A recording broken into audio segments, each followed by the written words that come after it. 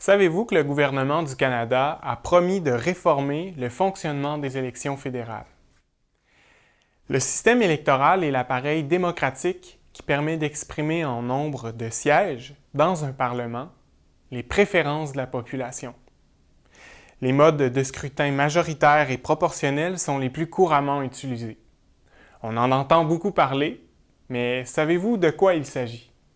Le scrutin majoritaire repose sur un principe de représentation géographique. Les électeurs d'une petite partie du territoire national votent pour leurs représentants à la Chambre des élus. Le candidat qui obtient le plus de voix remporte le siège pour sa circonscription et au Parlement, le groupe qui a le plus de députés forme le gouvernement.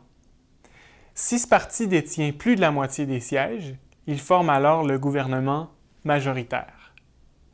La forme de scrutin majoritaire que l'on connaît chez nous a évolué dans le temps. Sa forme primitive apparaît toutefois dès l'acte constitutionnel de 1791 dans les parlements du Bas-Canada et du Haut-Canada. Le scrutin majoritaire est le système le plus utilisé dans le monde. Son plus grand avantage, c'est sa grande simplicité. Les électeurs élisent la plupart du temps un seul candidat et les dépouillements sont rapides. Mais sa grande critique, c'est qu'il provoque parfois un écart important entre le nombre de voix exprimées en faveur d'un parti et le nombre de sièges qu'il emporte concrètement au sein du Parlement. C'est ce qu'on appelle la distorsion électorale. Le scrutin proportionnel tend à réduire cette lacune. Avec ce système, plusieurs candidats à la fois peuvent être élus dans de très grandes zones électorales. La répartition des sièges pour chacune d'entre elles se fait en fonction du pourcentage de votes obtenus pour chacun des partis. Dans ce cas, on accorde moins d'importance à la représentation géographique qu'à la proportionnalité entre les voix exprimées et la composition de la Chambre des élus.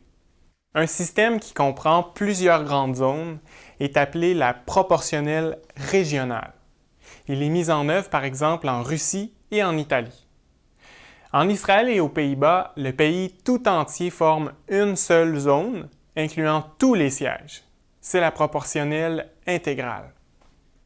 Mais attention, les avantages d'un scrutin proportionnel ont un prix. Ce système est beaucoup plus compliqué à structurer que le scrutin majoritaire. Retenons qu'avec le scrutin majoritaire, on identifie la force dominante dans la société et on favorise la stabilité des gouvernements qui contrôlent souvent la Chambre des élus. Avec le scrutin proportionnel, on favorise la diversité des idées en cherchant davantage le consensus entre toutes les opinions qui sont exprimées, notamment les minoritaires. Mais souvent, les gouvernements produits par ce système tiennent moins longtemps et les parlements qui en sont issus sont aussi moins stables. Surveillez bien les actualités. La prochaine fois que vous voterez, le mode d'attribution des sièges aura peut-être changé. Mais quoi qu'il arrive, vous serez mieux outillé pour vous y retrouver.